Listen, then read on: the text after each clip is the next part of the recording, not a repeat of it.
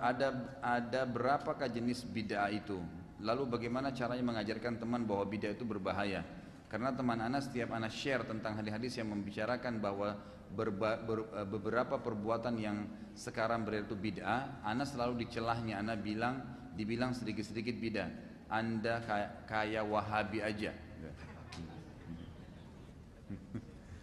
Jadi sudah saya jelasin, bid'ah itu dari siapa? Perkataan bid'ah? Hah? Dari Nabi Muhammad SAW. Bukan dari lidahnya dai-dai, bukan.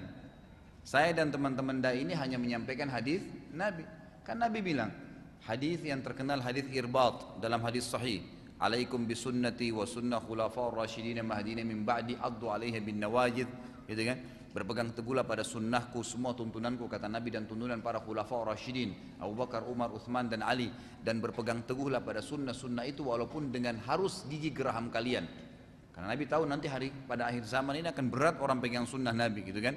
Akan dicela, akan dihina dan seterusnya. Kemudian beliau mengatakan wa iyyakum wa muhdatsatil umur, dan hati-hati kalian dengan perbuatan-perbuatan yang baru dalam ibadah.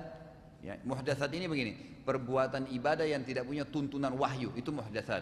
Hati-hati kalian dengan perbuatan yang kalian anggap ibadah padahal bukan ibadah karena nggak ada tuntunan wahyunya, gitu kan? Terus beliau mengatakan fa inna kulla muhdatsatin bid'ah, kata Nabi. Semua perbuatan ibadah yang tidak punya tuntunan wahyu itu adalah perbuatan baru dalam agama. Bid'ah itu perbuatan baru dalam agama yang Nabi nggak pernah contohin dan juga sahabatnya. Terus Nabi bilang apa? Wa inna kulla bid'atin dhalalah. Semua bid'ah itu membawa pelakunya pada kekeliruan dan kesesatan. Nabi yang sabda itu. Nabi kita yang berbicara hadis sahih. Lalu beliau mengatakan wa inna dhalalatin finnar, dan kekeliruan dan kesesatan dalam ibadah, buat ibadah yang tidak Allah perintahkan dalam Qur'annya dan juga Nabinya contohkan dalam sunnah, akan membawa pelakunya pada api neraka karena sia-sia. Jelas sabda Nabi. Dalam hadis riwayat Muslim yang lain kata Nabi SAW, man ahdatsa fi amrina hadza ma laysa minhu fa huwa raddun aw mardud. Siapa yang berbuat ibadah yang tidak kami contohkan akan ditolak atau tertolak. Jelas sekali. Ngapain repot-repot ibadah yang tidak ada tuntunannya itu, yang ada tuntunannya aja sudah repot dikerjakan. Jadwal kita tuh rutin sudah ada yang ada sunnahnya, ada qobliyah subuh, ada subuhnya, kemudian ada zikir pagi. Coba jaga tuh. Saya tanya ikhwah di sini yang sudah rutin jaga maksurat zikir pagi, tiap hari rutin kan terjaga on time? Itu aja kita kadang-kadang masih kelepasan, gitu kan? Zikir pagi, habis itu sholat duha sudah nggak 8 rakaat, udah dikerjain belum? Sudah rutin belum terjaga. Kemudian sebentar kita bekerja sudah duhur, ada qobliyah duhur, ada ba'diyah duhur, itu sudah rutin. Kemudian sebentar istirahat ada qobliyah asar, ada zikir sore.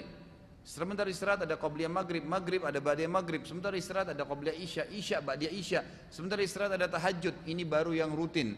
Belum tilawah Al-Qur'annya, belum bersedekahnya, belum juga orang sakit, belum bakti dengan orang tua, belum silaturahim, belum banyak. Itu semua ada perintahnya, kenapa nggak dikerjain?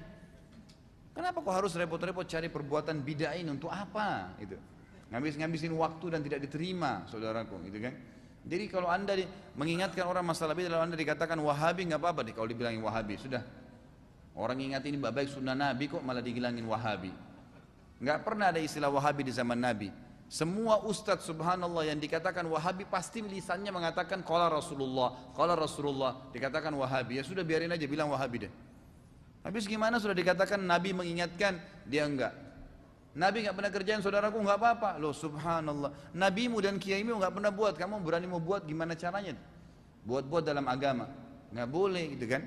Ingatin saja, kalau masalah dia bilang anda ini selalu sedikit-sedikit bid'ah, ya sudah, yang penting kita sudah ingatin, gitu kan? Supaya jangan salah, karena masalahnya yang dia buat memang bid'ah, jadi diingatin.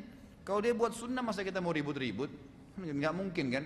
Ingat, rivalnya sunnah bid'ah, lawannya itu. Artinya orang, kata para ulama, satu mengerjakan perbuatan bid'ah, berarti dia mematikan satu sunnah. Kalau orang mengerjakan satu sunnah, dia sedang mematikan satu bid'ah. Udah nggak usah repotin diri dengan bid'ah nih, sunnah aja banyak belum dikerjain. Jauhin aja, gitu kan. Tugas kita menyampaikan, Allahu a'lam.